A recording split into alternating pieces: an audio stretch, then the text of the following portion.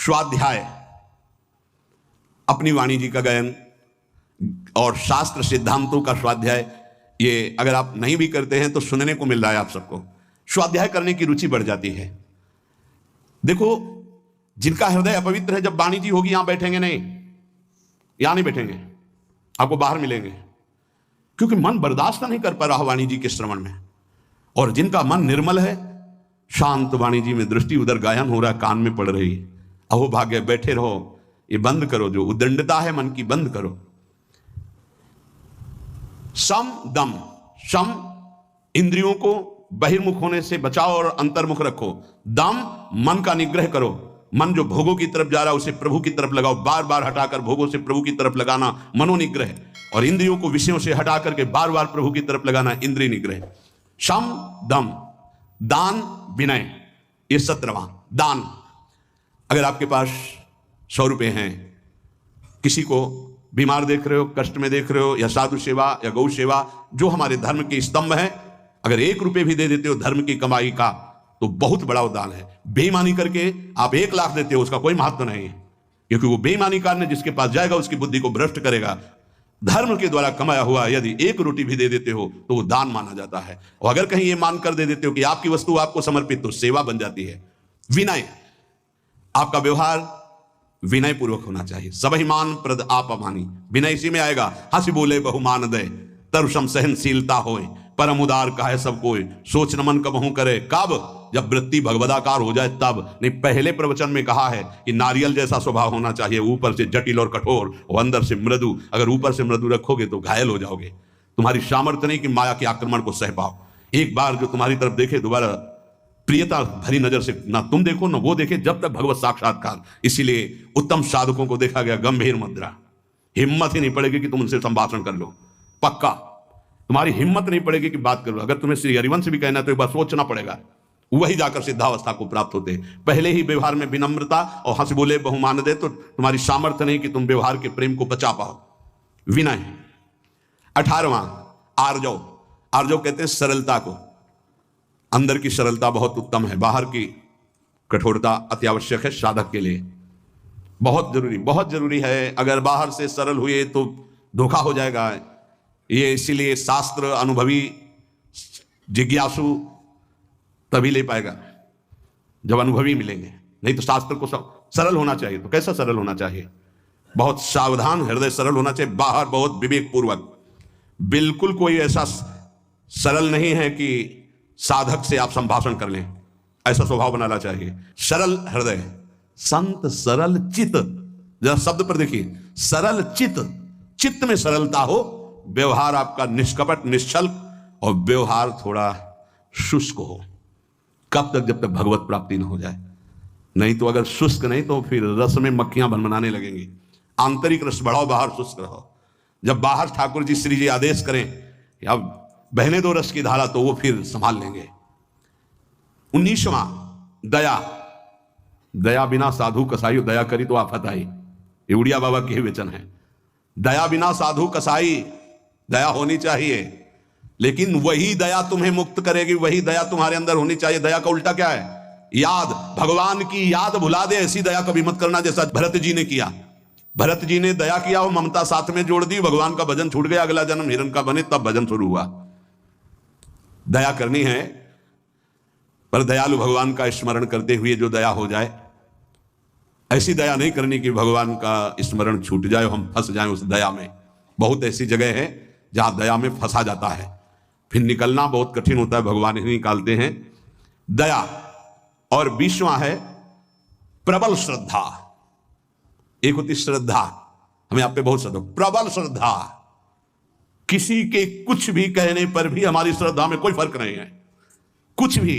जैसे श्री बलि जी की प्रबल श्रद्धा श्री भगवान पर।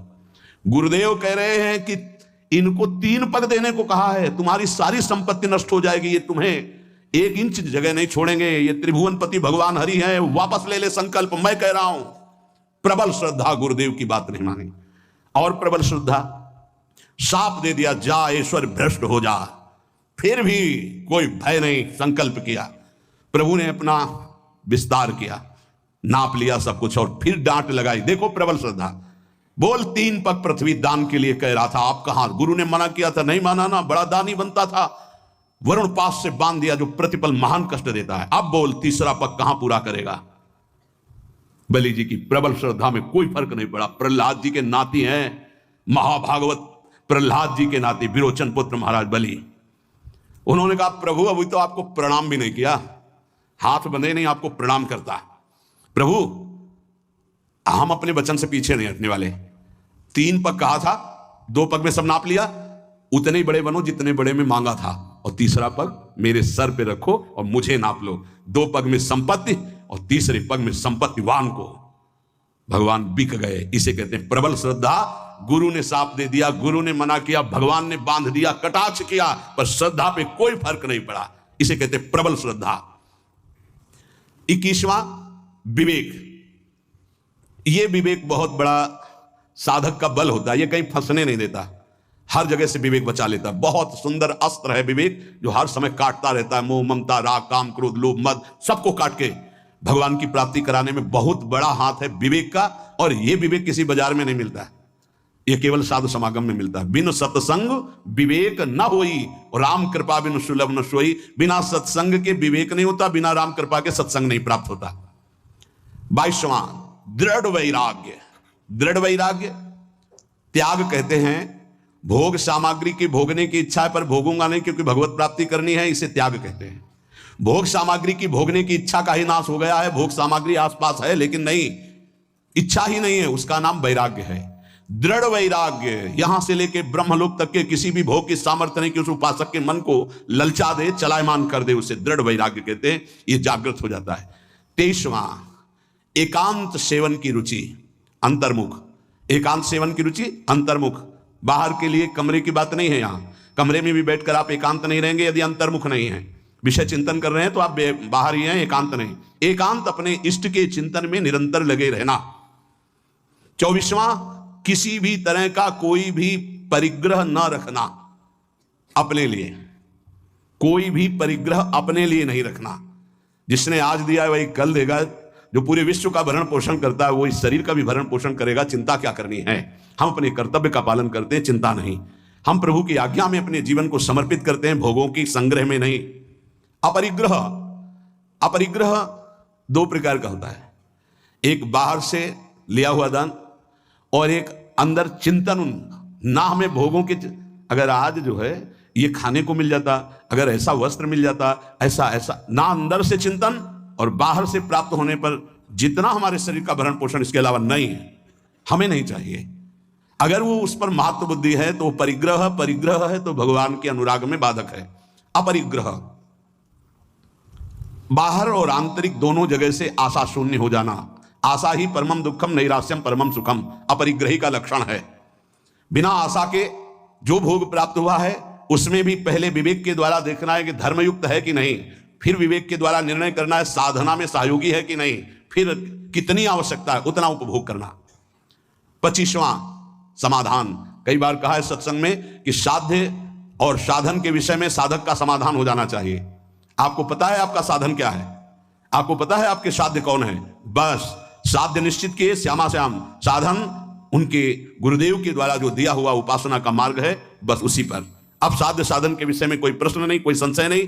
चित्त का भगवदाकार हो जाना, अपने आराध्य देव में समर्पित हो जाना ही वास्तविक समाधान कहा जाता है। अब इस इष्ट के विषय में या साधन के विषय में कोई शंका नहीं, उसे समाधान कहते हैं। 26वां उपरति, वैराग्य के ऊपर का हिस्सा है। वैराग्य में तो भोग सामग्री है पर भोगने की इच्छा नहीं है।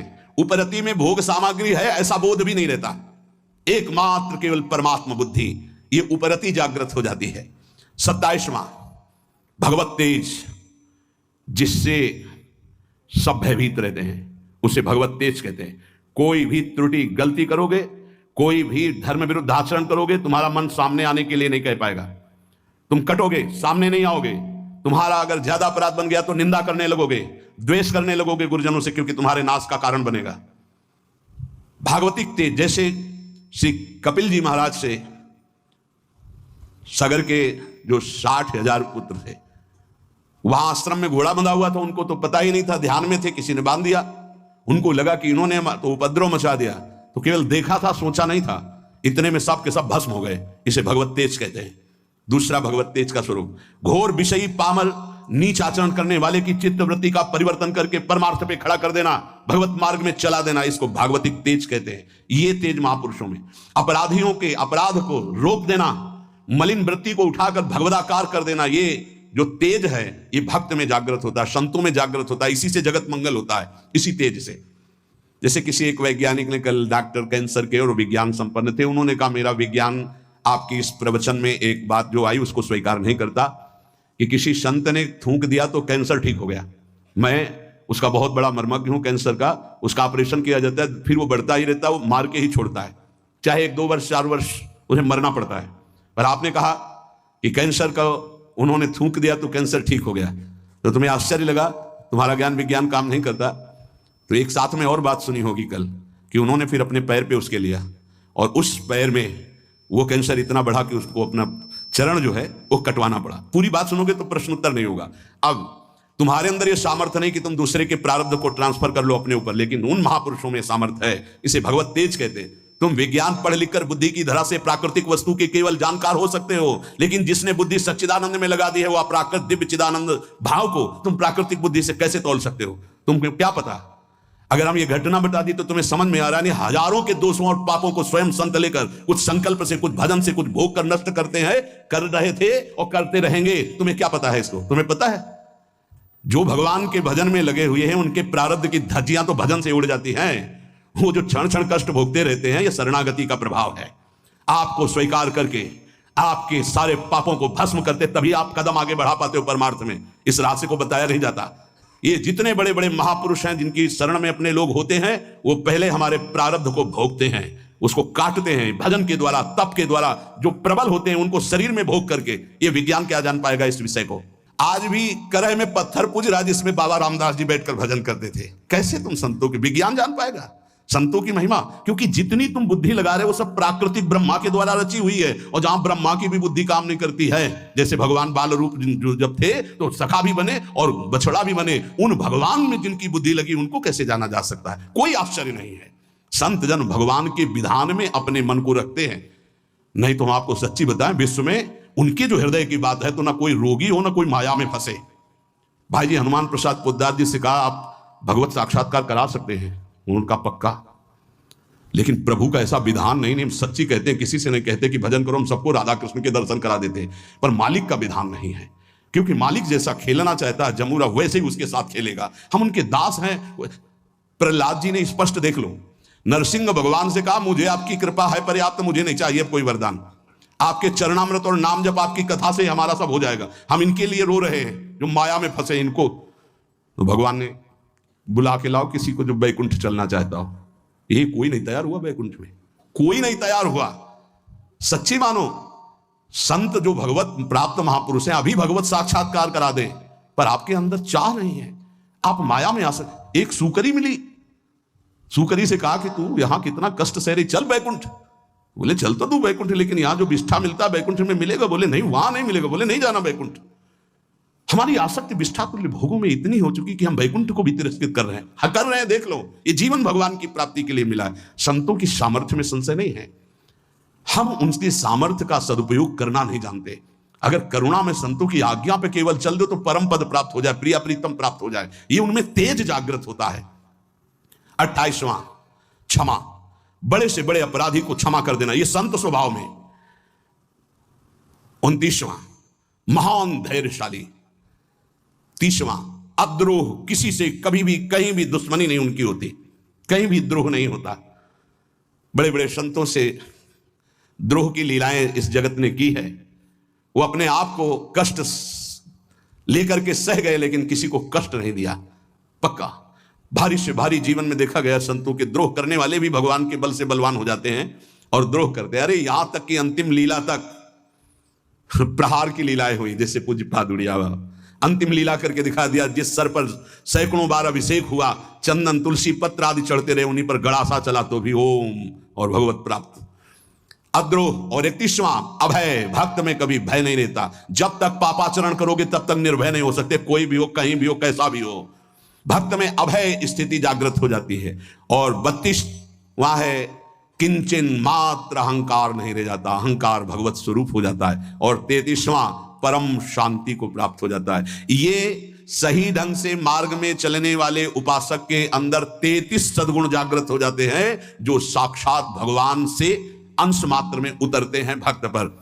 अहिंसा, सत्य, अस्तेय, ब्रह्मचर्य, अपैशुन, लज्जा, अमानिता, शौच, संतोष, तितिक्षा, निष्कपटता, सत्संग, साधु प्रेम, साधु सेवा और तपस्या, स्वाध्याय, सम, दम, विनय, आर्जव, दया, श्रद्धा, विवेक, वैराग्य, एकांत सेवन, अपरिग्रह, समाधान, उपरति, तेज, क्षमा, धैर्य, अद्रोह, अभय, निरहंकारता और शांति, ये सद्गुण जो भगवान में विराजते हैं वो अंश रूप से भक्त में आ जाते हैं। हमें चाहिए मन वचन कर्म से इस बार हम निकले इस माया दलदल से, अपनी दैन्यता जो भोगों की बनाए हुए हैं, जो अपने में हीन भाव, हम गृहस्थ हैं, हम विषयी हैं, हम पापी हैं, अरे कुछ नहीं, हम भगवान के हैं। 100 बार हार करके भी अगली छलांग भगवान की तरफ मारेंगे और हम निकलेंगे इस प्रपंच से। कोई भी घबराने की जरूरत नहीं। गलतियां सबसे होती जो इस भूमि में पैदा होता है। भूमि पर तो ढाबर पानी तिम जीवन माया लपटानी, नहीं, पीछे नहीं हटना, निराश नहीं होना, उदास नहीं होना, हर कदम राधा राधा राधा आगे बढ़ाना है और हमें इसी जन्म में भगवत प्राप्ति करनी